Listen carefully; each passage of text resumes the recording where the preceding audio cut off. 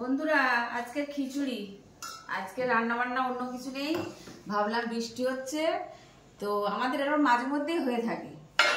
তার সাথে আছে আলুর দম আর আছে হচ্ছে অনেক কিছুই, বেগুন ভাজা, এটা হচ্ছে পোস্তর বড়া, এটা হচ্ছে দুটো গাছের ভেন্ডি ভাজা গাছ হয়েছিল, এটা হচ্ছে ডিমের পোচ।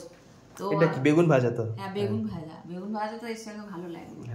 আর এই সব পিতলের জিনিসগুলো বন্ধুরা ব্যবহার করা হয় না, তাই ভাবলাম ব্যবহার করি, না হলে কবে কে ব্যবহার করবে। পিতলের হাঁড়ি আছে, ওটা ইউজ করতে পারতো স্টিলেরটা বদলে।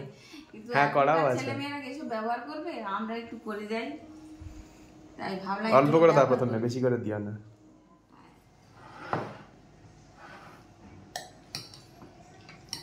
এক পিস দেবো না দু পিস দেবো? দাও না, পরে লাগলে নিস। আর এক পিস দাও না,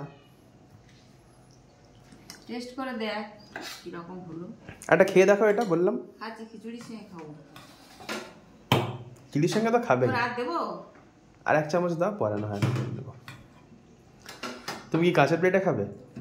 এইসব ব্যবহার হয় না, তা কি করবো, এগুলো ব্যবহার না করলে শুধু এই আর দিও না, তোমারটা জমিয়ে রেখে দেবো। থালা বাসনের তো মানে বন্যা হয়ে যাচ্ছে। না, একটা টেস্ট করে এবার বড়া, ওটা থাক না ওর মধ্যে, পরে দেবে। যে নেবে সে, হ্যাঁ ওর থেকে নেবে, থাক ওটা। আমি এটা টেস্ট করে দেখো একটা। বড়াটা ভাতের সঙ্গে খাই, কিন্তু খিচুড়ির সঙ্গে কেমন হবে আমি জানি না। আমিও একটা খাই।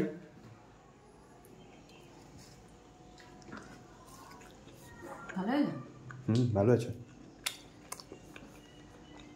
টেস্ট হয়েছে। কিন্তু আর দুদিন করে খেলাম, ভেঙে ভেঙে যাচ্ছিল।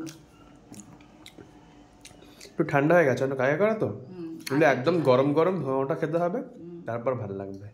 ভালোই লাগছে। ভালো লাগছে। তা ভিডিওটা বন্ধুরা ভালো লাগলে লাইক করো, আর এরকম ভিডিও যদি দেখতে চাও তো সাবস্ক্রাইব করে দিও। টাটা বন্ধুরা, ভালো থেকো।